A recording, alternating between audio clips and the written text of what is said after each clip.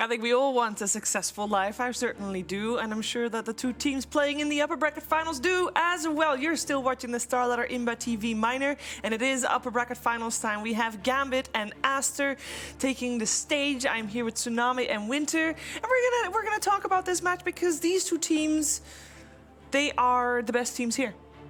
They have proven that already. For now. For now. One of them will continue being the best Yes. team here, and then we can start separating them.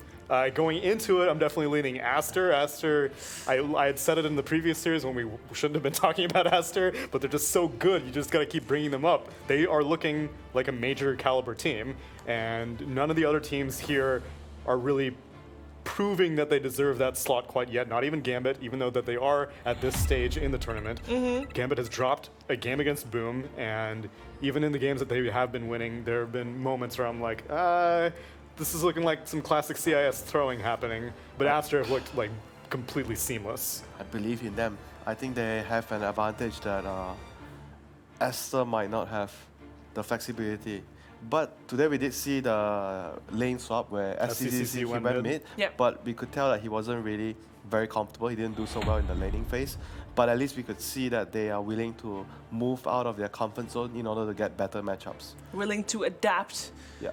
Of course, that was also a specific case where they were up against a Medusa, for which they needed an Arc Warden, and then it's Sccc that is playing the Arc Warden, so then they find a lane. But the win condition always stays on the player. The flexibility comes from willingness of swapping lanes, but for Gambit, their flexibility comes from swapping the win condition between GBK and Dream, depending on the heroes and pick order. So which team do we want to start with? I think we're going to start with Gambit. They are the home favorites. They are a team that this season, they started out really well. They were like, all right, CIS was in shambles after Virtus.pro reshuffled a lot of their players, and Gambit came out as a little bit of the winner. They qualified for the major. Everybody on the grapevine was like, oh, Gambit's been winning all the scrims. They're the team that you got to look out for. They're the team that is probably going to do very well. And they didn't. They actually did really bad. They got eliminated first or something like that, and they just fell flat. And it's been a little bit of a rough road, but they're back on the up and up after some drama in CIS as well. I rarely trust the grapevine. I remember there were many times, many tournaments where it's like, dude, Navi's destroying everyone in these scrims. They're forced to be reckoned with. Their drafts are insane. And then anytime these CIS teams show up on international lands, it seems like intra-regionally they're incredibly strong. Yeah. And then you start putting them against opponents from other regions and they're like clueless.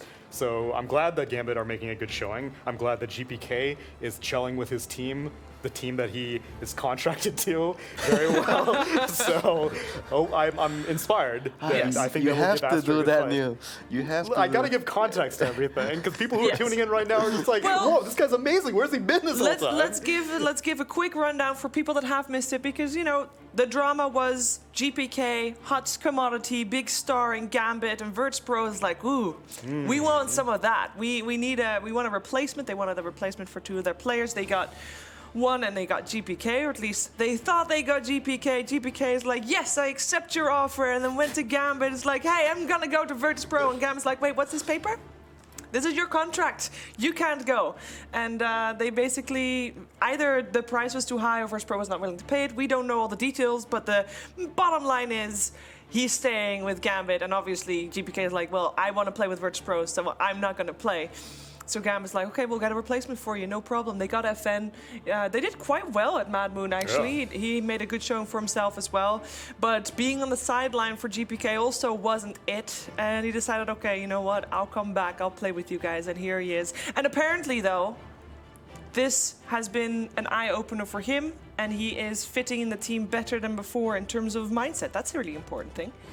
Excellent summary. Yeah, we had mentioned it on earlier panels that we think absence may make the heart grow a little bit fonder, and GPK being benched for a little bit may have provided a little bit of time for him to mature and realize that he should be thankful for what he has right now. And he's gelling very well with his team. He is. And FNG also said like they've been in a little bit of, you know, after getting eliminated from the BoBoKa minor, they were at a little bit of a slump. But they said that that also, just in terms of team bonding, was actually a good thing. That's important, right, Winter? I mean, going into having a good mindset, we talk about that a lot. I'm sure you can appreciate the the difference that it has made for Gambit as well. Yeah, half of the battle is the battle outside of the game. It's not just the game. The mental battle. The mental battle. I mean, for him, he's a young player. Yeah. As long as he's willing to accept what he did wrong, you're gonna make mistakes one way or the other. It's just part of life, and he's just willing to sit back, learn, and maybe he did apologize to his teammates for what he did wrong, and everyone just had more trust with each other. If anything, it might have been a blessing in disguise that he actually screwed up that time. It could be. Now they're going up against Aster, who has not dropped a single game and has looked like an absolute dominant team. I do want to point out that Aster has been the same the whole time this season, apart from one thing. They... QQQ. Well, yeah, it's QQQ, but rather they let go of Mikasa after the after the last major, I believe, and then they replaced him with QQQ, but QQQ couldn't be here, so they replaced QQQ with LaNm, but that is... Jeez, what a downgrade. No, that is like the fresh win, because at the majors that they've come 9th, 12th, or both of them so far, and even though that's not bad, that's not where they want to be. I feel like they're performing better now than what they did at those majors. It might just be the opponents they're up against, or it might be that the fresh blood in a different coach made a difference. And they found what works for them, with especially with having BoBoKa and Fate. They kind of have two position fours. Yeah. So they were like swapping the roles around, trying out which fits better. I think they moved it several times, 2 or 3 times, but right now they are in their origin. I think this was the original setup with BoBoKa on 5 and Fate back on 4. Yeah, they swapped it around a couple times, you're right. And I feel like they're still flexible with it now as well, based on the heroes they go for. Could be, but I think most of the time this is going to be the setup unless someone can't play a certain hero. Sure. Yeah, that might happen. But How- having a new coach helped them as well. Like you could see with their results, everything's like changing for the better. Mm-hmm. And they are very clear in how they want to play the game. I think apart from the 2 supports, Sccc has shown a lot of improvement as a carry as well. Makes a lot less mistakes and is much more reliable for his team. Yeah, that was the most depressing thing to me about him transitioning away from Why? the mid role. No, because he was such a good mid originally, and then he moved to carry, and he just sucked. And I was like, what is going on? You're like, I thought it would have been a natural transition, but he was always a very playmaker-heavy mid, and I think he was trying to be like a playmaker carry, and it just didn't fit him. And now he's kind of okay being a farmer carry, and he's doing a great job now. It's also his teammate though, because their mid player, ChYuan, he's also a playmaking mid. Yeah. So if he does the playmaking carry, then what's going to happen? Who's going to win the game? Who's the strongest hero then? Yeah, then that doesn't create a semblance of balance in a team. So he has to do what he has to do to win the game. We agree that on the side of Gambit, like the win condition hero or the player that gives you the win and grants you the win is most likely GPK. He's the one that's going to be set up for success. On the side of Aster, we've talked about it being SCCC. Now with the mid lane being the one for Gambit, doesn't that mean that they are going to get a head start? And if they can, like, so far ChYuan hasn't had the greatest day today. He had a great tournament, don't get me wrong, but he did struggle a little bit today, even though their team won. I kind of feel like that puts Gambit at a little bit of an edge in the game. Yeah, I think I can see why you say that. But I think they could compensate a little bit by swapping lanes for better matchups so they don't really do that bad in the laning phase, since they did it one time today. So I assume they're going to be willing to do it if it's necessary for them to get out of the laning phase better. I think GPK is still just mechanically superior to both Sccc and ChYuan. So Yeah, but if the matchup is better, so they probably won't lose their lane so much. yeah, then you can maybe swap it around a little bit, but I mean, it helps for the captain if they know you can swap lanes. yeah, for drafting It's purposes. easier. Yeah, it's easier to draft around it.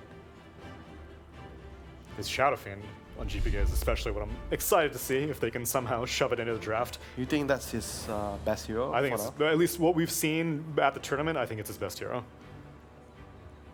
Really? Why? What would you go for? He kind of can play anything, right? He can can. play so many different Yeah. heroes, I agree. I mean, his Shadow Fiend is good too, but for example, even though he's not playing this tournament, I think no one is a better Shadow Fiend. Or is that an unfair comparison to make? That is, I'm saying that out of any heroes that they give GPK, I think the one that I would be happiest if I was Gambit is if GPK is on a Shadow Fiend. If they can somehow get that on, if they can somehow justify it with their draft, then I think they will be the most pleased. If they have last pick, I think I could see that happening more. I think it's Kunkka's if their first pick, they are probably, I mean, they could still do it when you're your first pick. Maybe you can go for Clockwork opening a floor with SF, and you can help the SF get a good lane. I think his Kunkka's good, but his Kunkka can't single-handedly win games like his Shadow Fiend can. All right, so let's talk heroes a little bit. What are the highest contested heroes here coming into this best of 3 series? They both actually play very different heroes. Yeah. Though. These two teams play very different heroes. Their supports, they are also very different. Aster likes their occasional Shadow Shaman on position 4. Whereas Gambit's position 4 is like more, I think, more about the strength in roaming, like Clockwork, Nyx, Shaker. Shaker. The way they are playing is they are going to try to focus a lot on their other 2 cores, the mid lane and the safe lane. So they kind of prefer to have more of like a hero that can roam and set up kills. I think the only overlap may be Oracle. Yeah, maybe. And Aster prefers like more like a well-balanced like draft, like they just pick what they feel like they need in the draft. Aster is very checklist. I think they have a lot of things on their checklist, whereas Gambit are like, we want GPK we want to play like this, and GPK can win us the game. Now, a hero that Gambit actually likes a lot.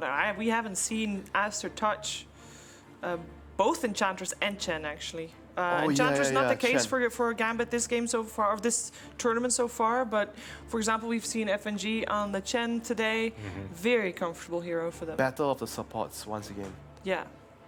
Enough of the cores. It's time for the supports to show us their worth. I mean, it feels a little unfair because you're comparing BoBoKa and Fade to XS Vampire and FNG, and that just feels like a mismatch. Yeah, and I mean... Why mismatch? XS Vampire's on the come-up, though. That is true. That is definitely true. He was one of the, or considered to be one of the weaker. And Fade's half retired. What? What? No, he's unretired. I mean, everybody in the Chinese scene, you know, retires for a couple weeks and comes back. That's what Fade did too. But mentally... Mentally, I think he seems still hungry. He does still seem hungry. That he did the interview for their victory last series. His English really good. Yeah.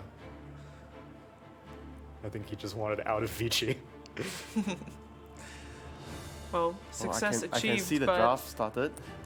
Yeah, they're thinking. Wait, how can you see that? Just because they're talking? They're not wearing headphones. The camera was on the screen. Oh. Spoilers. Spoilers. There we go. Snapfire first. Hook on the side of Aster. We do have the Chen banned by Aster. They don't want to face that. Big difference from previous series that we've seen. Timbersaw is still in the pool, and we also still have the Void Spirit, although that might have just been banned because of Mikoto. 5 seconds remaining. So they banned the Rubik is banned in first phase. Yeah. Wow. Yeah. Okay, they won the Clockwork. Okay, Rubik is really annoying for Clockwork to deal with. So the double support opening, Nahas will not be pleased. Was he complaining about that? Yeah, he was. Really? He didn't really like it. What was his explanation? He just prefers to Get a have core? like a core or flexible pick, so you don't reveal too much of your draft. when you But do it. isn't Clock a little bit of a flex pick? Yeah, it does like a semi-flex pick. Even though And Gambit has played it on Shachlo mostly. Yeah, but most of the time it's going to be a support. Higher chance. Oh yeah, it's 2-1, but they won all games with Clockwork. Well 2 done. for XS Vampire, 1 for Shachlo. So yes, and so they have the overall last pick.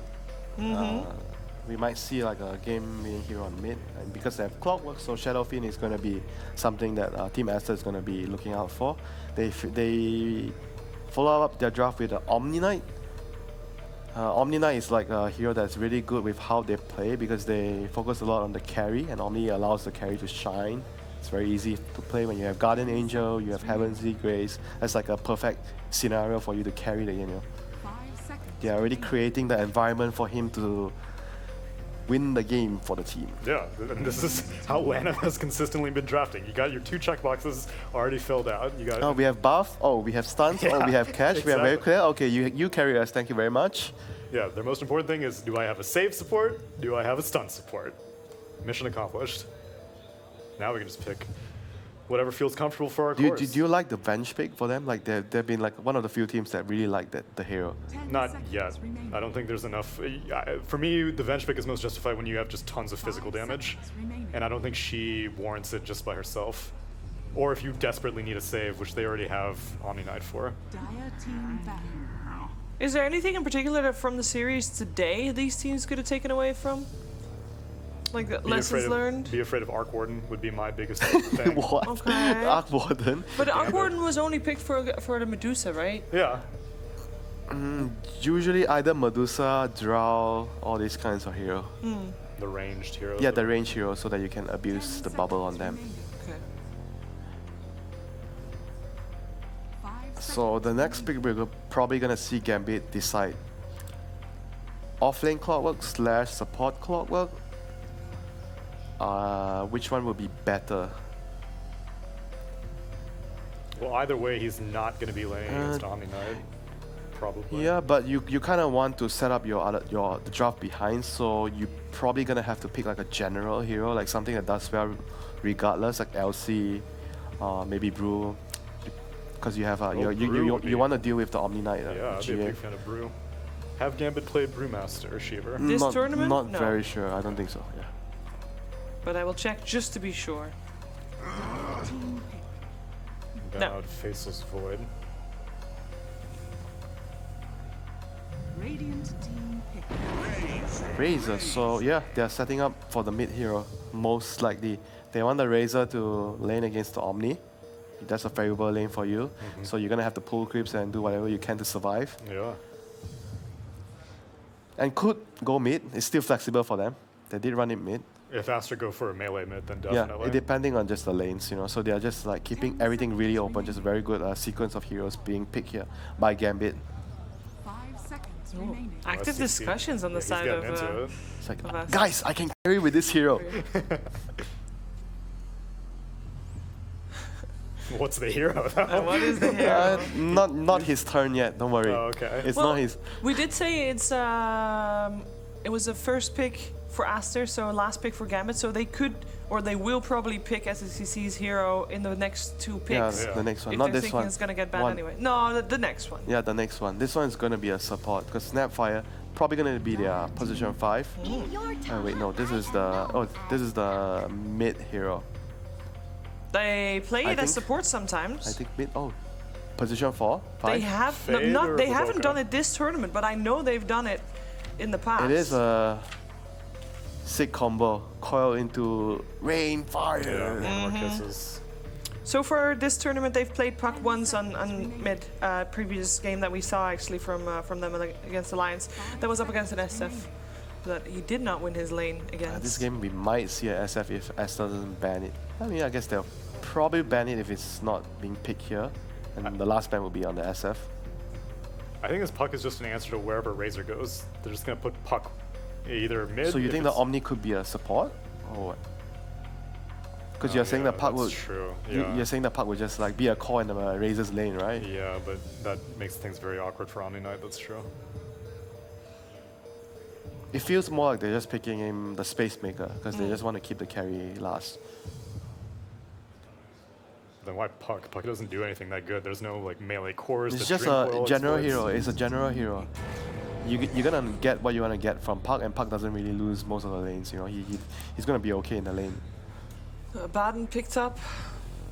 Looks like a support clock with that. And then a Shachlo at Baden. Yeah. Well, I mean, support of Baden could be pretty irritating for an Omni Knight to go up against also. Yeah, but if you have a support of Baden, you kind of want it to be a 5. And I think you kind of want Lich to be Yeah. 5 Yep. instead. Yep.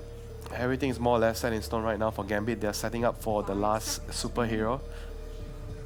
Whoever it is. Superhero. So do you think that for Gambit is gonna... Because earlier we saw GPK on the Razor and he crushed it, sure. But Yeah. it's not like the typical hero that you see GPK be flashy on and I win the think game it's with. going back to what Neil mentioned. It just depends on the matchup. If they think the matchup is good, they have a melee hero mid. Yeah. You have Razor. Why not? Alright. Slark coming out for SCCC. Just missing the... well, depends on what that puck is gonna do, I guess.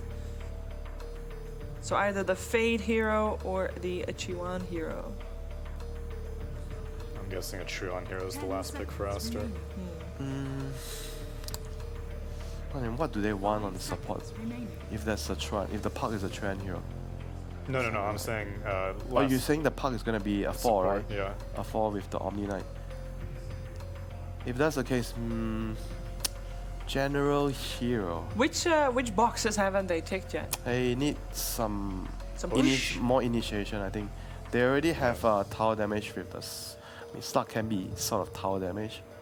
But everybody that hits tower, like every hero is somewhat tower Slug damage. is not the best tower damage. I mean, they do lack some form of that. You can maybe look into picking some hero that can kill buildings here. Dragon Knight. Dragon Knight, Lash It's always the one that comes up. Lash Rack, DP. I was thinking Dragon Knight, but Razor would eat a Dragon Knight alive in lane. They are removing the Shadow Shaman. That Yeah. would have been tower push. Yeah, that would be the Puck mid, and yeah, Shaman on position 4 would provide the tower push. 10 seconds remaining. 5 seconds I remaining. mean, there's no other supports that can give you tower push, I think. Jakiro. Yeah, it must be some weird hero like that. Venomat. No. Anything that brings in the creepos. Enchantress still in the pool. I don't think Fade's really an Enchantress player though. And I think you want Enchantress also if you have it as the 5. But let's see what they go for. They have still got a full minute in bonus time, and you know that LaNm will take that time to talk to his team about plan. Yeah, he's crunching the numbers. Oh yes. Yeah, but I feel like maybe we are overthinking about the tower damage, you know. If they Yeah, have probably. enough team fight, they can always win the team fight and kill the enemy team. Then you don't have to worry about it when everyone is dead. So you can want just the- kill the buildings. You want the initiator then, right now? Yeah, having another initiator, because Snapfire and Omni doesn't do anything to stun and kill people. It's not very reliable. Snapfire, you kind of want someone to start the fight, then you follow up. And right now they have only Puck, so they don't have a lot of options.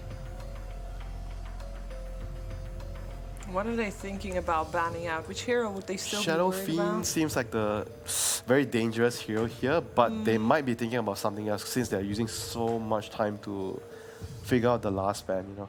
Like, could it be a carry, like a anti-mage? Because anti-mage beats Omni and Slug. Both of these here. What did they ban? Oh, They banned out Queen of Pain and they pick pick up the OD. OD. So that means it is a puck support. A little bit of a save coming out, so they've got double saves in Omni and, OD. And the OD is going to more or less going to be like sharing the win condition factor with the Slug. Both of them can win the games, but Yeah. I think OD is going to be the bigger boss here. 10 seconds. And a great hero to pair up with the Dreamcoil as well. If everybody's stuck in there, it's field day for Outworld Devourer. All right, let's see So what Gambit do they picks. still Shadow Fiend? Does Shadow Fiend beat OD in the lane? That I'm not sure. GPK Shadow Fiend can. I think. Or do they want to put the Razor mid against OD and pick something else against us? They do have a the Omni? clock. They can go for. I know. Clockwork support don't like to go cogs level Yeah, 1, but they it's kinda can bad. secure the lane for the Shadow Fiend regardless. And when you do that, the only thing you can do in the lane is to cog the creep so the creep is nearer to your tower. They go for Storm. That's a GP hero. I like it. So who's Razor laning against now? It's the Omni Knight. Omni Knight, yeah. And Storm is That's- gonna be That's great against for OD. Dream.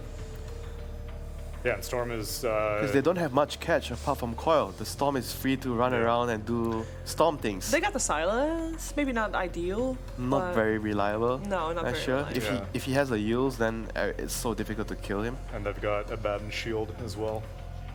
You guys are seeming quite happy with Gambit's draft. I didn't say I was unhappy with Aster's draft, though. This is true. Which draft are you happier with? Yeah, they both have similar drafts in the sense that they both have two cores that could share the role of being the game winner because they both couldn't really find that one hero because of how the draft is going about. So no one actually has that one strongest hero. Right now it's shared between the 4 heroes. I think it's just either Storm Spirit on Gambit or Slark on Aster are ultimately going to be the strongest heroes. I think OD and Razor are going to be playing more of the utility support roles to enable these two other I mean, it heroes. depends on the lane though. If OD gets a good lane, I think there's a chance he might also be able to become that strong hero. Yeah, I guess that's true. But Storm Spirit can't be utility. he is gonna have to outcarry the Razor on his own team. He's gonna have to be more significant in winning the game than his Razor will be. He's gonna be big. He's got to be big. Yeah, I mean, they picked it. It was the last pick. They knew what the mid lane matchup was going to be. So let's look at the lanes. Who has the better lanes? If we can't decide with the core, Gambit has a Lich and a Clock support, and then the Snapfire and Puck support. I would favor Gambit because yeah, Lich. I think Lich is a stronger laner. And it's Razor versus a melee hero. Puck and Snapfire are not that far behind. They are as strong, I think. But it's a difficult one. I'll go Gambit. All right. You wanna split the panel? You wanna join Tsunami on the Gambit train? But I think Lich is like stronger, and it's gonna be that hero is gonna give them the extra edge in the laning phase to allow their cores to shine. And we talked about how important it is this series that the supports outdo each other to allow their cores to win. So Gambit. All right. Well, let's find out if my analysts are correct and hear from ODPixel and Lacoste. Yeah, thank you, Shiva. Looking for this one. It should be a great one, Lacoste, right? Gambit versus Aster to see who's going to be able to take that one more step closer towards the grand finals and towards the major. The drafts are done. What are we reckoning, Lacoste? Anything that sort of stands out to you as any potential problems for either of these teams, or something that looks particularly strong? I'm going to quote you, the one thing you said before the last pick, like Storm into Puck into Slark. These are like two leashes and they don't have like a real save. Yes, you have Abaddon to buy some time, but look at the amount of save on side of Aster. You have Kyiv, you have Astral Imprisonment, and you have Omni Knight with 3 saving spells. So they need to not fully commit on side of Gambit. Also, I don't think Clockwork is going to be that useful this game. You have Kyiv to get outside of the cog. Same goes for Puck. OD needs to build 4 staff in this game. Slark can just bounce.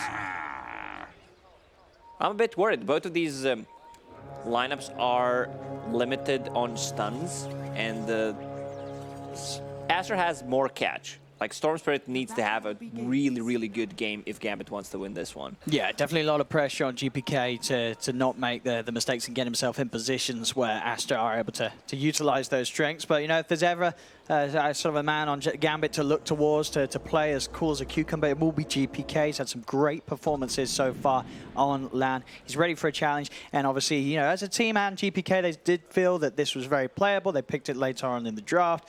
So we'll see what he's able to do with it.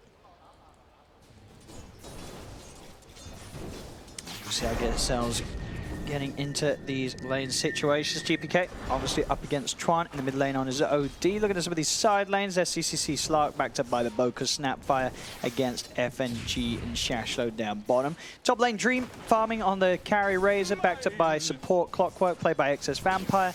And they'll be laning against XXS's Omni Knight, and Fade playing the support Puck. It's been a while since I saw Puck being played as position 4/5. It was popular like a month and a half, 2 ago, and it kind of just stopped. You want to go for this like cast range talent, so you don't necessarily need to go for Blink Dagger. You can initiate from really far away. Also, if you want to build a 4-staff, I think this is the item against the Razor, against the Clockwork. Just the juking and kiting potential from this item is too good. Also synergize as well. With your ulti, you just use the 4-staff to snap the coil. I mean, in these lanes, we're seeing, I mean, is there sort of any kill potential, do you feel, from any of these dual lanes? Who's going to be able to be the most aggressive early on? I'd say bottom lane. This is where we are looking into the first blood. And this is what BoBoKa has been doing. He gets a Lil Shredder on level 2. Sometimes he even gets it level 1 for extra harassment. Yeah, interesting, because what sort of the standard with Snapfires has just been to max out the first 2 skills, the Cookie and the Blast. But BoBoKa taking a little bit of a different approach. Obviously, that Lil Shredder can be very nice for some harassment. And also just the sort of the attack slow early on can mess with carries or cores going for CS. Always got to be something that you need to be aware of. And we're interested to see how he does go with the rest of his skill build. Obviously, if you are trying to skill up all 3 of the abilities as Snapfire, your mana pool is pretty terrible, so it can be kind of hard to play around with 3 abilities in the early game. It's god-awful. Like, you want to put one more point in the Scatter Blast, but there is a really nice synergy with the Cookie and Slark to repositioning spells, so you can get on top of whoever you want. Yeah, and I think sort of, well, one of the main things as well that's worth noting is that attack slow, of course, very nice against Abaddon, you know, making it that little harder for Shachlo to land the 4 hits and get the proc with the Curse of Avernus. Snapfire needs to bring any kind of mana region to the bottom lane, couple of mangoes, and clarities to keep harassing. So far, Slark is having a really good time, 13-1. Surprised GPK is doing so well against the OD, 7 denies. Yeah, I mean, I guess early on, you know, sure, you imagine a Storm to be able to get CS fine, shoving it out, but you're certainly right. You know, ChYuan just not really able to find a situation where he's able to use those Astrals in a way that's securing him all the CS. GPK playing it smart. Every single time you use Astral in this lane, you should get at least 1 CS and 1 denied. That's the unwritten rule. I didn't make it up. I'd agree. I think you've been a bit kind there. I feel like, yeah, you know, normally you try and aim for even more than just the 2 here. Well, looks like so far that's all ChYuan's really been able to maintain. GPK doing a good job, getting lucky with the creep spawn as well. Nice easy camp for him to quickly burst down with the remnants. As 4-minute rune, who's going to get lucky with the RNG? It will be GPK. Bottom, it's going to be a regen rune. And he'll certainly make good usage of that, popping a remnant down as well to make sure that ChYuan cannot get over and cancel it. So GPK's mana straight back to full. Top lane, Dream getting a little low. Cogs are down nicely from Vampire to stop the chase from Fade and XXS, as Dream will be able to salve up to safety behind and close to his tower. So overall, the farm on him was 16 for 3 against XXS's 20 for 4. Doing a pretty good job, I mean, all things considered in this lane. You know, you are a melee off-lane hero against the Razor, but Fade's harassment just seems to be been enough so far that Dream hasn't really been able to dominate this lane in potentially a way that a Razor would want to against a melee off-lane. You can see that Fade is just focusing on pure harassment. He's 0-1, so no CS, no denies, zoning clockwork every single time he tries to get close. Gets hit a couple of times. Let's see if he want to use Vanning Rift to pick up the bounty, and does not get it. XS Vampire able to pick that one up in time, and with Fade using that orb aggressively, XS Vampire is going to be able to quickly walk round him and make sure that Gambit get 3 of the bounty runes. And in fact, there should be 4. Yeah, it should be. The last one remaining is the one over there side of the map. XS Vampire TP's out to safety. Fade has nowhere near enough damage or control to do anything about it. Gambit getting the edge there. Bottom lane, Sccc seeing a chance to get aggressive. Jumps in onto FNG with Dark Pack damage and the cookie port from BoBoKa. That'll do it. First blood for Aster. They pounce in while Shachlo is away. And Gambit aren't able to keep FNG safe. That's already Sccc. Happy with that one. BoBoKa's staying away from XP as much as he can to give Slark level 6. So once you have level 6, there's no real kill potential unless you overextend, or if you get like hit 4 times by a bat and then he silences you. And this is a build on Slark 2-1-2, pretty standard, especially since you're playing against a melee hero. Also brought infused raindrops for some extra mana regen and sustain against any harassment early on. Yeah, I'm trying to. Am I correct? What caused Sccc not to get the permanent essence shift from that kill? I mean, I know he didn't get the kill, but did he just not hit him anywhere near close to dying? Am I crazy? Could be. I guess he just stopped hitting him. Sccc, what are you doing? No, I mean, I don't know what. I think he maybe just dark packed it and then focused on just getting CS, and obviously missed out on the opportunity of keeping the essence shift debuff on long enough to get the bonus. Storm Spirit is level 6. Has the Invis rune in bottle, so if they decide to dive on the top tower, there's gonna be a rotation. And he comes much faster online than OD. He can keep fighting, zipping around the map, initiating from far away. Bottom lane. Let's see. FNG is going to be in trouble once again. Sccc and BoBoKa easily on top of them. They'll get the kill. And this time Sccc will be able to get that permanent essence shift stack. Rotation from GPK is in to punish it and will be a success. These are the sort of moves that you say you're looking to GPK to make, and he's pulling them off already. Coming in, no hesitation, and they'll be fine with that one. Sure, you dove, you killed a support, but suddenly you've lost your carry for a good amount of time during this laning stage. Even if he popped the magic wand, would still die there, but unfortunately for him, he was not level 6. So overall, better trade for Gambit. And he's already back on the mid lane. FNG was collecting some XP while Storm was doing action on the bottom lane. Snapfire extremely high level. BoBoKa finding those levels early on. Level 5.5 at the moment. Oh yeah, if he gets that 6 on early, the combo is going to be very nice. Already just having Sccc being able to pounce into the Mortimer's Kisses from the back line is going to result in a lot more easier kills for Aster to farm on this bottom lane. Gambit have to be careful, as if GPK isn't able to TP down and help out, it's a bit of a dangerous place for Gambit's heroes to be. Shachlo has hit 6 himself, is holding on to the point, of course, but has the opportunity to go into the borrowed time if Aster do get aggressive on him again. Sccc should not die in the next 5 minutes for sure. He has this ulti, so his HP is always going to be full. Also has 1 sentry to work with. He will deny the Observer Ward. Needs to hit it twice. Quelling Blade does not work anymore. And the BoBoKa just uses Little Shredder for some extra attack speed to get it, so there's no deny potential. Again, one of these games where both teams not losing out really on any of their lanes. All is being found, seeing some of the deny difference. Obviously on the top lane there's a bit of an edge for Dream. He's now managed to find situations where with the support movements it is just him against XXS, so naturally as a Razor he's being able to harass XXS back that little bit more and keep that level advantage against the offlane Omni. Now a rotation actually may punish that aggression. Dream feeling a little too confident and not prepared for ChYuan to come in with the Astral setup. There is a bit of backup for both sides. The Mortimer's Kisses are out because of those fast levels. They can make this quick play. Not necessarily something you expect, or is it's 9 minutes in, the Snapfire to come in and start firing your ultimate at you already. You do not expect Snapfire to be a level 6 pre-10-minute mark, and she's involved in only 3 kills. That's not a lot, but those pulls on the bottom lane, getting levels also when Sccc died, Grandma collected 1 wave of experience. Yeah, BoBoKa off to a very impactful start. And by the runes, Sccc tried to grab it, but Shachlo will pick it up. He's going to pop the borrowed time. And Sccc is going to look to try and fight through it. He's building up the Essence Shift stacks. TP comes in, doesn't want to stick around for the last hit. FNG's here, and Sccc, he's not messing around. Shadow Dance and a TP away. He knows the Gambit were coming in and he was being baited forward, and he's not going to fall for that bait.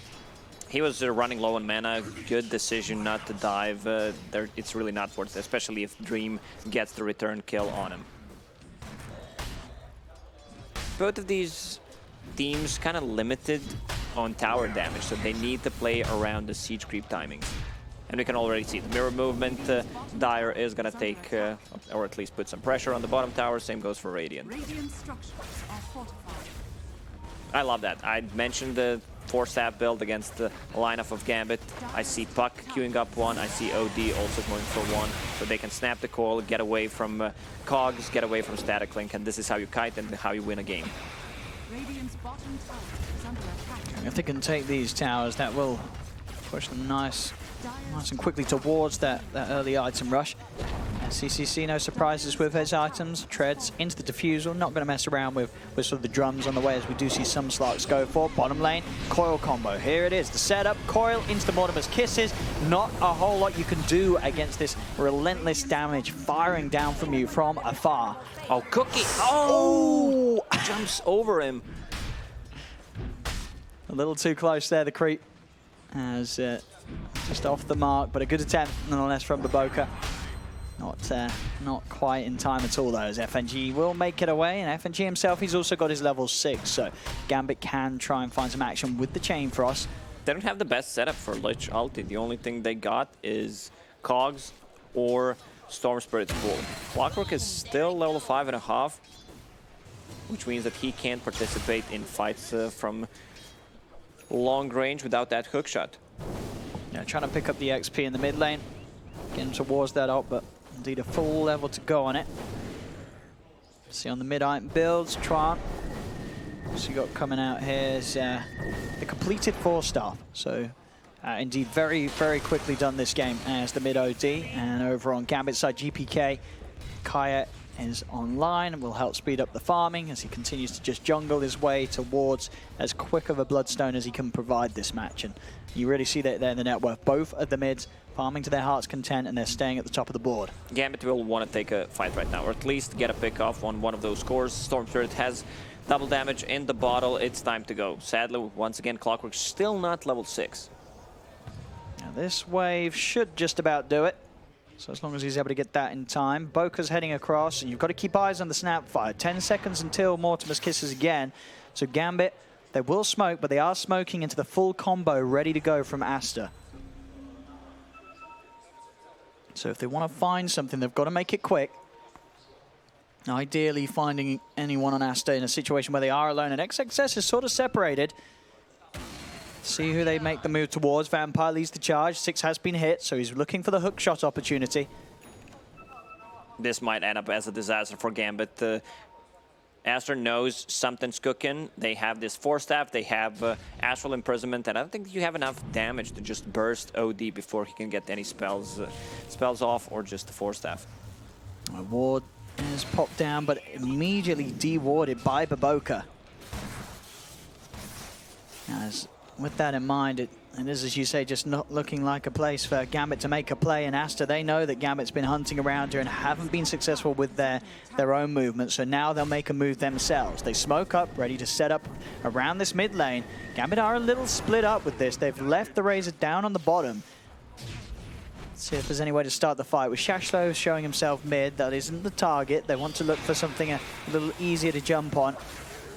And in turn, doesn't look like even Aster themselves will find a way to start things. Only Puck Fade still underneath the smoke, but they can't quite get a jump in. Gambit, in turn, playing it safely, with Shachlo just being the only one to present himself in the lane. They know that with that in mind, it's hard for Aster to make an aggressive move onto or around the Abaddon. Vampire is invis. I don't think you're getting a kill on Slark. Pounce, level 3. Also have ulti if he feels threatened. I think this benefits Aster more. Slark is about to finish his Diffusal Blade. They're going to try for him. This is not easy. They have no ground stuns. Battery does not work. Zoning Mortimer's kisses. All right. I mean, that's a little bit of a win there for Gambit. Shows not a kill, but now you don't have to worry about the Snapfire out for that long old cooldown of 100 seconds. So you may have opened up yourself an opportunity to find something else within that timing, even though you did not get it immediately. And yeah, immediately you see Aster, they're backing away from this top because Gambit, they're moving around this top tier 1 tower. They're ready to try and push for some objectives, knowing that that threat of the Snapfire isn't around. It's going to take them a while to take the bottom tower. Even Glyph is popped. Gambit has a better sieging opportunity with Abaddon's Curse of Avernus, level 3. Also, they have a siege creep, so they can still defend the bottom tower. I'll make sure GPK gets the last touch. And that is the question, do they want to head down here? It is slowly falling with the siege creep there. They are doing it. Aster sort of double guessing themselves, wondering if they can stick around to finish it off. And I think they realize now there's not going to be any defense coming in. They'll take the tier 1 tower down towards mid lane. Aster might need some backup to head over as XS Vampire comes in aggressively, drops down the cogs. Fortification will be used by Aster. As Gambit, they've quickly moved over here to continue to take more towers away from Aster. Aster's lineup is much stronger now. That's finished the Diffusal Blade on Slark. They're ready to take a fight. And if Fate can find a coil, it will go, but as it is, ChYuan's more focused on soaking in that wave at the top. It's halfway towards the Axe. This does mean that XXS is sort of left isolated. He's going to be able to get any of his abilities off. He's just only going to be able to find the Purification, and that is not enough to keep him alive. Gambit, they'll take the kill. And they'll resume the siege here in the middle lane, taking down the tier 1 tower. They'll find it. Aster just sort of more focused on making sure they do have these next big items. ChYuan really wants the Axe done before he turns up. He's 1,500 gold away from it. These items are coming quickly on Aster. There's going to be full pipe in the next minute and a half. 4 staff finished on position for Puck. Slark with the Diffusal Blade. He kind of cripples the Storm Spirit with the leash, with the mana burn. This should be a pretty simple kill to find. With that Diffusal Blade and the Mortimer's kisses on top of it. No chance for Vampire. As SCCC, I mean, he really is hitting the timings. I mean, they're all odds. It's very close. We're 17 minutes in, but it's only 5-2. Just the sort of the careful game that you would expect from both of these teams. Very few mistakes being made by the sort of the core heroes that matter this game. All very focused on making sure that they have the items done that they feel are necessary before they go overly aggressive. Gambit, they're hanging around in the mid. See SCCC walks straight into this, gets the dart packed off in time. The Sinister Gaze with the Chain Frost comes bouncing out. They try and jump in for Fade, but Fade forced back to safety. He's able to slide up to the high ground and separate himself. He's fine. Gambit don't have any further control. Before the next fight, Aster wants to have Aghanim Scepter completed on OD. That one extra charge on Aster will not give Gambit a clear target in a fight. Like, you want to focus OD, yes, there is another force staff on Puck to push him out. Also, Omni Knight, who still didn't use GA at all. No, a lot of ways to make sure that ChYuan is an incredibly hard target to focus. And Gambit, they're still playing the farm game very well themselves. Bloodstone obviously done by GPK. He's going for the BKB next to help him deal with all the potential leashes and routes that Aster are going to be looking to land on the Storm in all of these team fights. So I think for them themselves, GPK will also be happy just looking to finish off that item before they really try and get in aggressive. Sure, they'll take opportunities for pickoffs if Aster send a hero out alone, but again, they're not allowing those mistakes to happen. If Snapfire decides to go for Aghanim Scepter, I think this game's just over. That's kind of unfair. We don't even have Aghanim Scepter for Snapfire. I was like, hang on, like, over. Okay, I was waiting for you to agree. Yeah, that's one of the best Aghanim Scepters. I did have to think. I was like, hang on. No, but I mean, you're right. Obviously, Ags on Snapfire is very busted, making the Mortimer's Kisses global.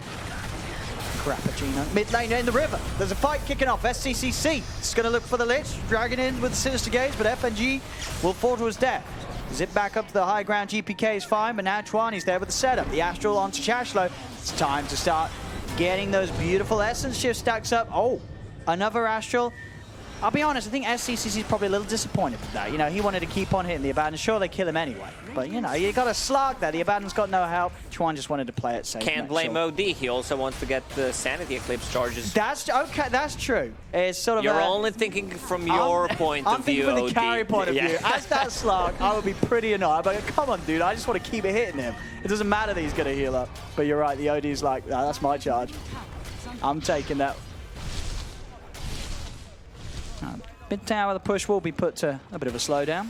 FNG comes in with the Frost Shield. Legend Clockwork are not useful if you compare to other supports on Aster. You have Force Staff on Puck who can break the coil and going straight into Aghanim Scepter. I love it. He knows that both of the cores of Gambit will get BKBs pretty soon, so that's one way to deal with them. Also the kiting potential. Once again, there's no items on Clockwork at the moment. No. No, it's been a bit of a slow game there in mid lane. GPK able to find the opening onto XXS, and they do have the control to take it. Does not want to use it. Like he could have popped Pipe, Magic Wand, and get the spells off. Also, OD was really close to use that Astral. Straight to Roche off the back of that pickoff. Their damage is pretty limited. Just with the Curse of Avernus, it certainly helps. Getting him down that little bit faster. It's been scanned. I mean, Aster, they are almost certainly going to want to try and play for a steal. SCCC can look for the pounce in. Here comes Grandma. Here comes the kisses from afar, pushing them out of the pit. Roshan, it's low. It is really low here. Gambit, they don't want to give this one up. They want to stick around and make sure they finish it off in themselves. GPK is going to be able to find the Slark outside, jumps in with the Vortex, pounds forward, the Sinister Gaze dragging him in. The Astral as well, Slark's in trouble. He needs backup and he needs it now. The Roshan falls to Gambit, GPK picks up the Aegis, and now Gambit, they can look to fight. Aster's got to back off. As with the BKB popped by Dream, he's chasing on. The GA comes out. They will start to build up the charges here, pumping into Dream. ChYuan, if those arcane orbs, he's hurting. He can look towards Shachlo. Shachlo hasn't actually got the bar of time. It's already used. He gets the triple kill, ChYuan. So despite Gambit getting the roast, getting the Aegis on GPK, the overall fight absolutely ends up going the way of Aster, with ChYuan just cleaning up. And they're still not done. They're going to get the Clockwork as well. Invis, do they have? There is one sentry on Snapfire. Does not want to use it. Aw. It's under attack. It's actually really worth it for Aster. They're getting the kills, even though GPK still got the hands on that Aegis. The team fight is much stronger. If Omni gets the spells off, Razor's not going to be that efficient. And then there was also a crucial Astral on Slark, who is about to die. And then you have a Force Staff once again. You have another Astral, just deletes Lich. Yeah, which is a really nice sort of start from the action from GPK. You know, as soon as he realizes that Sccc is outside the pit waiting to pounce in, he jumps on him, you know, sort of forces Sccc to make the movement a little earlier than Sccc really wanted to. And that obviously resulted in Gambit to being able to lock him down and make sure they get rotated. Fade having a bit of a laugh there. So good to see Fade in good spirits. I mean, overall, he's going to feel happy, as you say. They lost Roast, they lost the Aegis, but ChYuan, their OD, cleans up. And he's only going to get bigger and bigger. 2,600 gold into the BKB. Once that is done, I mean, he's going to be punchy. You're seeing already how much space this OD can get in the team fights. There's not a lot to stop him. And with the BKB, he is going to be building up an insane amount of charges in these fights. There aren't too many spells on both teams that go through magic immunity. You have Hookshot, you have Static Link. Nothing on Aster's side. Shachlo got the borrowed time, but I don't know if they can help this man. They've got the root, the net, the Dream Coil as well. And what's the timing on ChYuan's ultimate? He's got it back in 28 seconds, so Gambit have to bear that in mind. GPK gets silenced, instantly removed by Shachlo with the Aphotic Shield. He pulls back Sccc. Sccc still got the Shadow Dance to get away. Hookshot's ready if they want to chase. Do they want to chase, though? That, I said, the Sanity's Eclipse, it's about to be up. And I think Gambit, no, they don't want to try and push this too far. They'll allow Aster to retreat. They don't want to chase into what could inevitably be a very hard-hitting ultimate. You know, ChYuan especially already being level 18, having the 3 points in it. This is exactly how Aster wants to play. They do not want to fully commit. They know that Gambit needs to use either Hookshot. They need that Static Link or a BKB and Razor plus Lich ulti to get a kill. So they want to go in and out, reset a couple of times. A lot of heal potential. Slark with the ulti also has Aghanim Scepter to chase, especially if they drop low or if they're out of mana. Then this is where Aster lineup shines. Do you like this for GPK as well? We saw him kill the BKB earlier, but he's opted to go for the more aggressive approach. Because going for the he has that Aegis, so you can afford to be more greedy.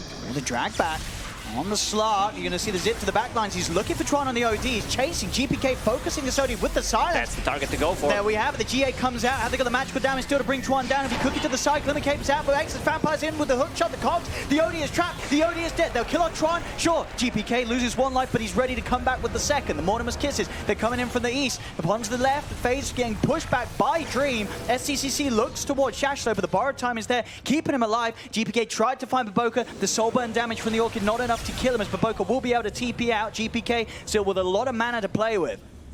Perfect target to go for. They need to delete that OD. He also had the window, a couple of seconds to use Astral on himself. He was hesitating, does not have a BKB yet, so there was this Orchid on him, so he could not get any spells off. Yeah, no, I mean, you said that's what, you know, this was the right call, and he showed it absolutely right there, GPK. And an absolutely perfect read of the fight. You know, just ignoring the Slark, ignoring the Omni Knight, just getting straight on top of the OD and forcing Aster into sort of a panic where they just weren't prepared to help ChYuan, and straight away back in mid. Fight continues as GPK zips forward, looks towards XXS again. This huge amount of kite and save does make it hard for them to always finish off the kills. They'll be able to get XXS back to safety. I'm a big fan of Force Staff as an item, one of the best items in the game that you can buy. They already have 2 on Aster. I want to see Lotus Orb on Omni Knight. It's so good against the Chain Frost. You can always have time to use it. Removing the silence on any of the heroes against the Static Link, it works magic. Some annoying items as well from Gambit nearly to be done. The Halberd is going to be ready in the next fight from Shachlo. Obviously, ChYuan has got the BKB done in preparation, but he's going to have to be smart with the usage. Otherwise, he could just be smart. And just just have a big brain. That's what you got to do. But there we have it. Halberd done for Shachlo, BKB done for the OD. So we'll see. The problem is, if you don't have a big head, you can't have big brain, right? That's true. Got to grow those heads. That's bottom lane. They'll get the kill. GPK, you can feel it. Mindbreaker on Slark. That's a big one, jumping on the Storm Spirit, who still does not have a BKB, even though I don't think they can kill him, but, you know, it could change things around, especially if the BKB drops. Omni-Knight needs to take care of himself in the fight. That's why I want to see Lotus Orb instead of that Force Staff. Still Aster, they may have that 2K lead here, but I'll be honest, you know, GPK, he's definitely the threat this game. You know, I said he has to play it cool. I don't think this is necessarily an easy Storm game, but GPK is certainly making it look like that. He's 3-0-3. He's not let himself be caught out at all. He's always going in exactly at the right times. And, you know, it's sort of a slow game in terms of kills, but he has been involved in every single one of them. GPK has been making these plays, knowing where to go, who to initiate on. And that BKB just about 1,000 gold away. And when he has that done, Aster are really going to struggle to deal with him in the fights. It's just sort of a question, obviously, if Gambit, during the BKB of the Storm, can get the kills in time. Because Aster, with all these sort of counter plays, very much have the ability to hit back incredibly hard. Anytime that ChYuan gets this Sanity's Eclipse built up with the charges, there's still that threat to these heroes with the much smaller mana pool. Obviously, GPK himself won't be feeling too under heat from this OD. He's got to be more wary of heroes like the Slark getting on top of them, being leashed when the BKB does end. But still, if those hits are there, this Sanity's Eclipse could break down the entire team around GPK. There's no pipe on their offlaner. It's more of a, like, I'm gonna be semi-utility, where I still deal damage, I'm gonna disarm one of your cores and have Vlad's to boost up the team. So Sanity's Eclipse is gonna be efficient if he can build up the charges.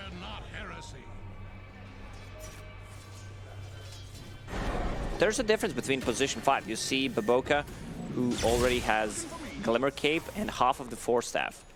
When I say half of the Force Staff, he only has Ring of Regen, but to 900 gold, while Lich has 900 gold.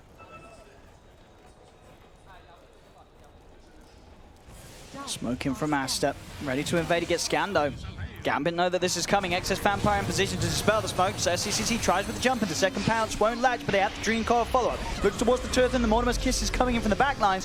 What does GPK want to do? He's going to look towards Sccc, forces out the BKB as Sccc stays committed onto FNG, looking for the easier kills, and will find it. Takes down the Lich and now wants to look for more GPK. Zips straight across on towards the Snapfire. Defensive Astral keeps the Snapfire safe. Excess Vampire hook shots across, but it's into his death. The GA's out. The Chain Frost will get a good amount of bounces here. He drops the Sanity's Eclipse. Aster, they'll turn over towards this Dream's Razor. GPK's TP's out. He does not want a part of this fight. As Aster, they're taking over. They've taken the 2 kills. 2 big ones as well. That was a dieback from FNG, dead for a minute. So effectively the 3 kills and only losing the Snapfire themselves. Also the buyback from position 4 Clockwork. Like, they need to go in. You can see Omni-Knight in that fight. He's holding that GA for the last moment. He does not need to pop it. They have these Astrals to save them. They're playing around. They were playing as one unit. Now we'll see this once again. You know, Gambit, with both of those buybacks, trying to get some sort of an impact here, but the BKBs, the GAs, you said everything was used very nicely, one after another from Aster. So there was just very little window for Gambit to have an opportunity to do enough damage themselves. You know, GPK, you see immediately as soon as his mana's gone and out, he just TPs out of there, knows that he has nothing else to offer. As ChYuan just continues to grow and become this insane powerhouse this game, this OD is a huge monster. Second Roche is up if they want to go for it. Gambit can fight all the time.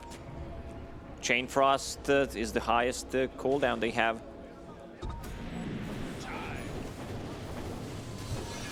They will be for sure not letting Aster get any space around this pit. That last fight, it did hurt them, but it's not going to stop them from making sure that Aster do not get away with these objectives. What Aster needs to do is go in and out. This is pretty simple. Don't fully commit. Don't get caught 2 heroes inside of the cogs with the Chain Frost. Now OD has BKB, so he can take care of himself. I'm wondering what Omni-Knight. He decided to go for that 4 staff, so 3 Force Staffs, and has that Lotus Orb that I mentioned, which is going to be pretty huge once he gets it. Gambit Starting to push over onto Aster's half here. Zip forward onto ChYuan. GPK's looking for the opening. He's going on straight away. The counter plays there though as Sccc jumps into the river. Looks towards Shachlo. He's been disarmed for now, but the disarm will end. Another pounce onto this Abaddon. Borrow time's going to be popped, but Sccc is just going to continue to build up the Essence shift. Pops the BKB. He wants to fully commit. GPK, another zip away, will keep him safe. Shachlo's not quite as fortunate. The Abaddon is dead. I didn't have the chase. They pick up another. And now that timing's passed where ChYuan, Sanity's Eclipse, back online again. It's very hard for Gambit to fight into this. And they're winning the vision game. You have Slark, so whenever he pings that there is no ulti, no region, and extra movement speed, they can easily devour that straight into Roche Pit. Rocket will scout things out. Let's see if they do try for the jump. They know this is going on. Hookshot is back online, so he can look for a steal, but Aster, they're actually just coming into the jungle of Gambit. They're not going to focus on Roche. They're just going to make sure they can clean out this whole area and allow Gambit no chance to get anywhere near the pit.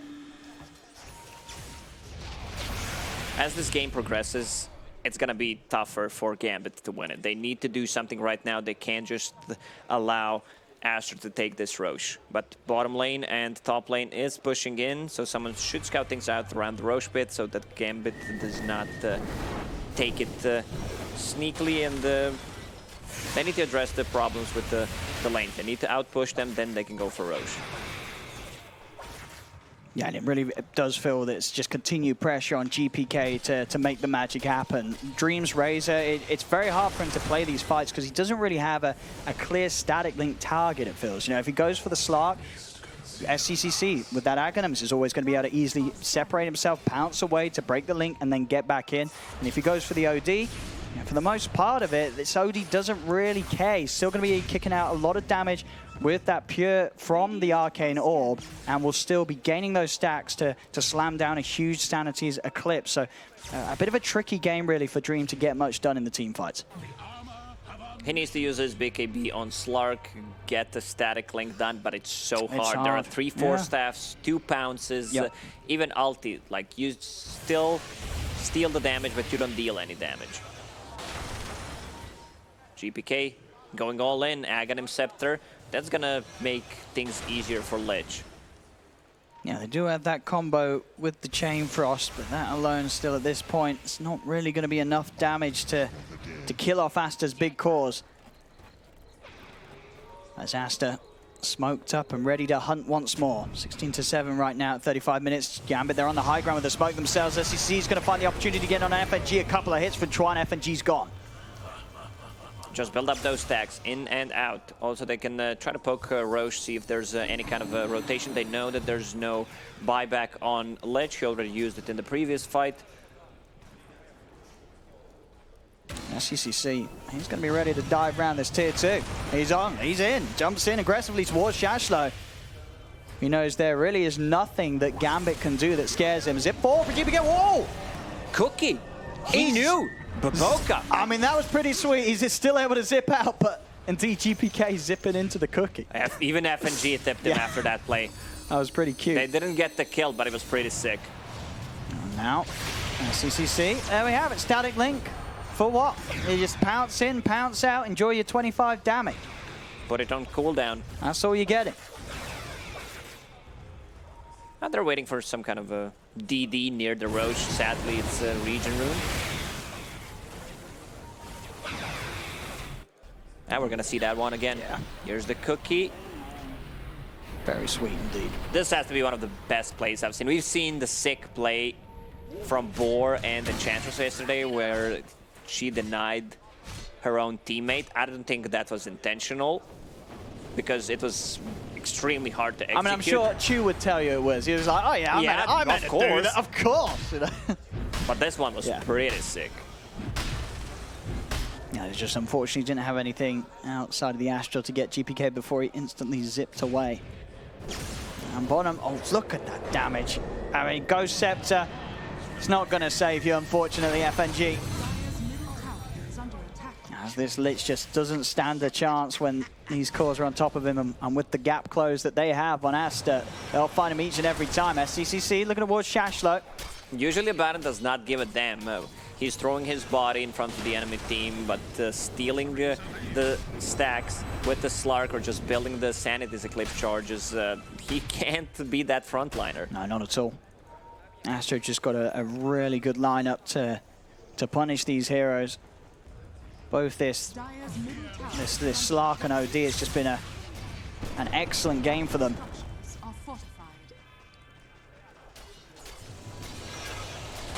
It's Gambit. I've got to think about the best route of entry into these fights. GPK, as I say, the pressure's on him to sort of find some sort of kill at the start of it. He's got to find his way to the supports, but it's so hard to do so. With how Aster are just very smartly maneuvering themselves. The back lines are always kept in a way that, even for a Storm with that incredible amount of potential with initiation, he still can't find these opportunities to get on top of them. He doesn't have the clear target to go for. Usually, like you see Oracle, I want to delete him, but there's 3 Force Staff, 2 charges of Astral Imprisonment, 2 pounces. There you go. On to Dream. He's getting forced in a little deeper. There's the zip for GPK. We'll get the Vortex off on 2 of them. But there's nothing they have in follow-up, and now Aster, they see an opportunity for Fate to find the 3-man Dream Coil. FNG dead and gone, and with the BKB from Sccc, he can just commit. He's being static linked, but he doesn't really care. He's just racking up the Essence Shift. Will pounce away now. Zippo from GPK is running a little on the mana. And due to the Vortex onto Chuvash, punch the BKB. There's the GA. He's punching through them all. It's Arcane Orb damage, far too much for them to deal with. They have to TP out on the Storm. GPK will be able to get back to base. But Aster, they are just taking every single team fight. Gambit's draft just doesn't have it in their heroes to really do anything against the 5-man that Aster have right now. They can't fight. Even with the full duration static link on Slark, he still deals damage. Oh, wait, hold on here. Wait. Okay. Oh, okay. Well, that's one way to lose a game. To lose the game. Oh, Sccc. What's he doing? I mean... Well, you feel invincible, you know. When your team is around, and then he's like, this game's over. Easy game, pushing mid, and then bam, I believe, I don't know what caught it first. I think it was the Orchid Silence. And obviously his BKB was still on cooldown. And now Gambit's going to get roast. I mean, this seemed, not necessarily the hugest of leads for Aster, but it was a pretty solid one. They were literally winning every single team fight. And then they go and lose Sccc like that. And they suddenly give Gambit this new breath of life. They've absolutely got themselves back into this game now, Gambit. They gave him Cheese, Aegis, Storm 25, and no. 4 bounty runes. Oh, Aster, I mean, well, more like, Sccc. Yeah, we don't blame it on Aster. We have individual to blame in this one. Oh, no. Yeah, Roche, Aegis, Cheese, 2 tier 2 towers. Just like that, gold lead's going to be back on on Gambit's side. Just blew 6,000 net worth lead. Yeah. That is a painful one here for Aster. I mean, their heroes still, the draft, it doesn't change anything. The draft's still great. Their heroes unless they decide to repick a hero. Like, we don't want Lich anymore. Throw in Faceless Void instead of him. And we're going to see that again. So the Vortex into the Silence, as I say, the BKB was on cooldown. Pushing him out the BKB and just not ready for that pull-in. I mean, didn't press Q in time. And that's also quite a lovely one here. Spell Prism, we'll see who goes for that. Okay, so at the moment, obviously, GPK wants to keep that Timeless Relic, a pretty insane neutral item to have when you have the Aghanim's, the extra, obviously, debuff duration with the pull, and obviously that increased spell damage. Actually, I don't think there's really a better item on Storm. That's definitely one of the best ones for him. Especially with this kind of item build, I have to agree. I still feel Aster is in control of this game. They're just a bit mentally done, you know. Yes, after that kind of loss, we had it in the bag. Now GPK can do whatever he wants with his Aegis. Slark still chasing. I mean, yeah, for sure. It's, as we said, for the reason why Aster were winning all these team fights is just because it is a great game for Slark. It's a great game for the OD. It is, if they stick around as a team and play around these Astral Imprisonments and Force Staffs. Double damage plus haste on Slark. It's time to go. Also, I do not want to see this Orchid build. I want to see Basher instead. Yeah, I mean, for sure, the Orchid into what, like these BKBs, the Aphotic Shields, it seems a little strange. But as we say, maybe SCCC will change his mind up, see if he does want to commit for it. As he's got 2,700 gold saved up right now, but the game definitely in a not nearly as safe as a position as Aster did have it. It's back to even on the net worth. They've, as I say, really given Gambit another shot in this game. As their cause, GPK just continues to stop. Dream is suddenly, he was sort of sitting, he was not up there on par with the Slark and the OD. Now suddenly he's above them. And he's got a Satanic done over the Butterfly. Sure, it's hard for him to get a good static link, but now he's very tanky. It hurts pretty hard, even if he doesn't get a big link off. So they now have another hero that they've got to be scared and careful about how they push into. There's still a minute and 30 seconds left on that Aegis. Gambit will gladly want to take a fight, use that Aegis. I guess Slark wants to go for Orchid so he can upgrade it to Bloodthorn and have something to deal with this Butterfly on Razor and having Halberd on Abaddon, also having Silence against the Storm Spirit once the BKB is down. But I would still prefer that Basher. Yeah, having that sort of guaranteed way to catch out some of the cores. But we'll see. We'll see if this works out for SCCC and Aster. Gambit with the smoke. They're coming in from the low ground. Quick with the pounce. SCC tried to get on top of Dream. Dream on the static link. He's going to stay on top of the OD. So this time he'll get a good duration of it. So we'll build up a lot of damage. They get the coil out onto the two of them. GPK and Dream are held in position. But SCCC's fallen pretty low. Pops both the BKB and the Shadow Dance at the same time. That's when you know he's panicking. And now it ends. The zip across with the 25. These remnants, they're adding up. It's doing a lot of damage. They've got to get back. They turn with the Sanity Eclipse, but it isn't enough damage to get the kill. And they'll lose ChYuan. And now it's success. He's dead as well. ChYuan will buy back. GPK low on the mana. He's got to retreat a little bit. Still has the Aegis. Can they even pop that? This Astral should do it. 30 seconds left on Aegis. And they want to kill him the once. Fade did Pounce blink is over ready. the team fight. Let's see if he can time it. He can. Gets the initial leash. Is there any sort of save? There is not. Gone in a couple of hits. The Storm will fall. Dream as well should die. Nothing to keep the Razor safe. Aster, they hit back and they hit back hard. FNG is able to TP out, but Shachlo is going to fall. The gem will be dropped, available for Aster to claim. And Aster, they can push back into a lineup that doesn't have buyback available on Dream. Dream is dead for 90.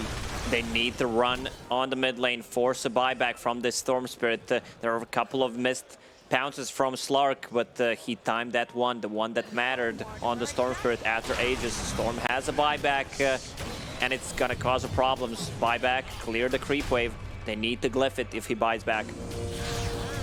And if there's somewhere they can get in and kill off ChYuan, they will have that chance to push into a team without the OD buyback. They already used the glyph on glyph action.